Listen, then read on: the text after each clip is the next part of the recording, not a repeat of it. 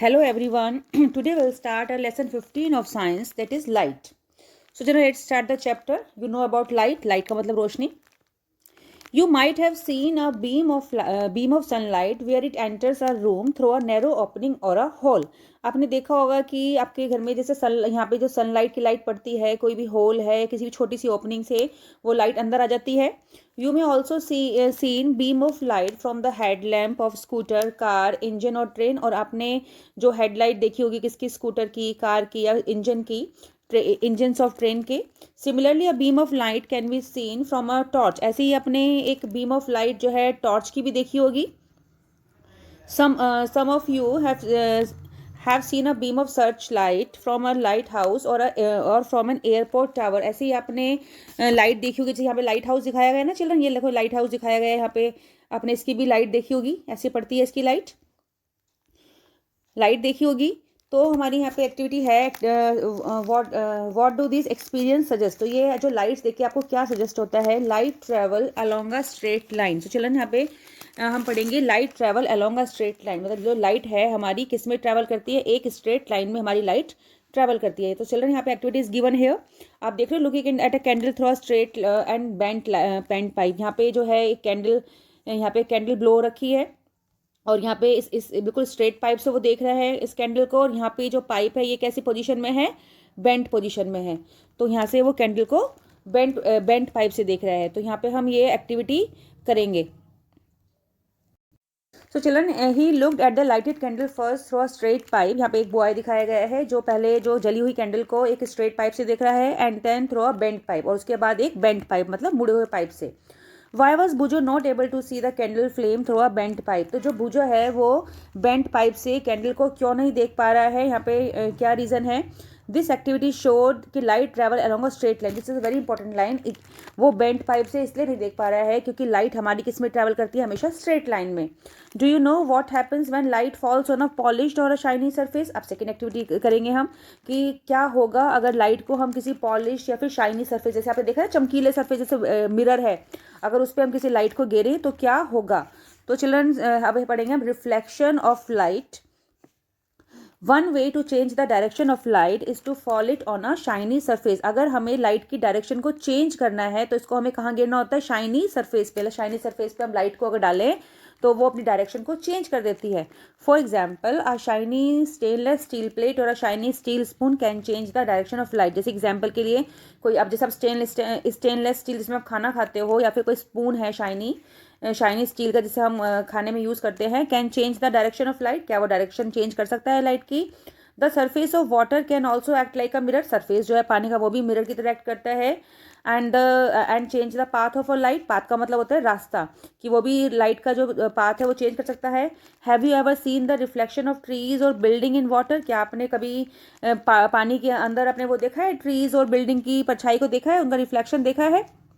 So children, any polished or shiny surface can act as a mirror. What happen when the light falls on a mirror? क्या होगा अगर हम light को किसके ऊपर डालें, मिरर के ऊपर.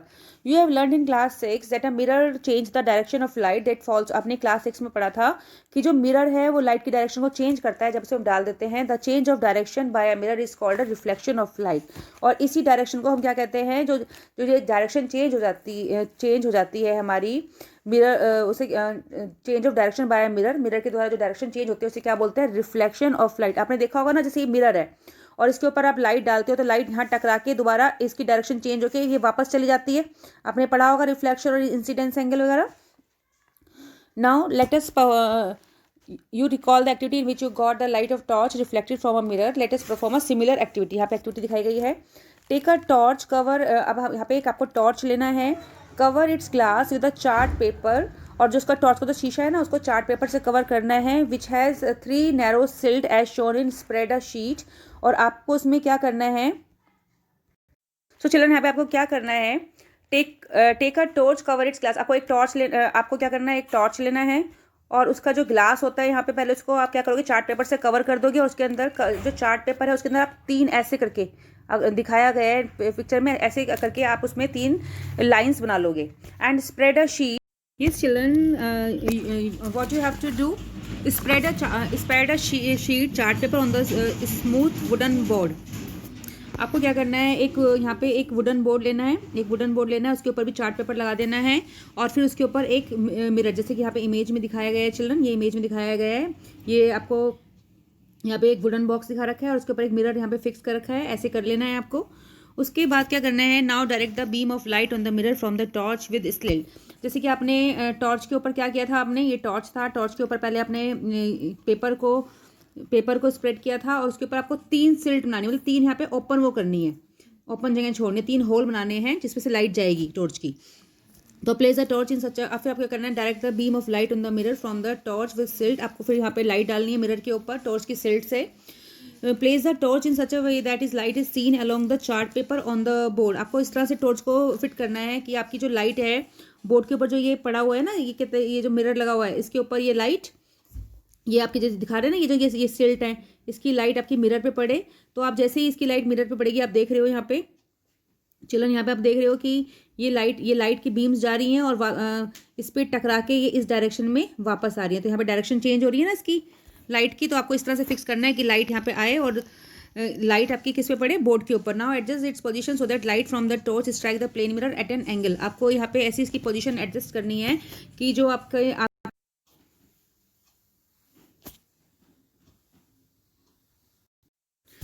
Now adjust its position so that light from the torch strike the plane mirror at an angle. Does the mirror change the direction of the light it falls on it? Now move the torch slightly to either side. Do you find any change direction to reflect of the reflected light?